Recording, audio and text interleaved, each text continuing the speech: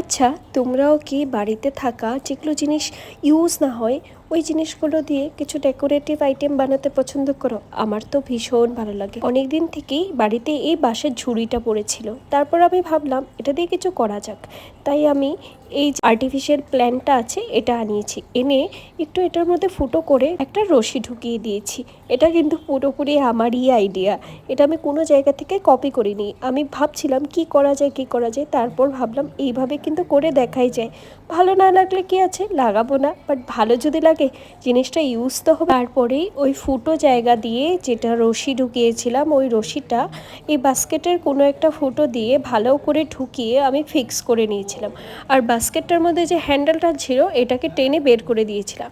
এটা আমি ফেলে দিতেছিলাম, মা বললো এটা রেখে দে, এটা কোনো কাজে লেগে যাবে। তারপর আমি এই স্টিকারগুলো এনে নিয়েছিলাম যেটা ইজিলি ওয়ালে পেস্ট করে কিছু হ্যাং করতে পারা যায়।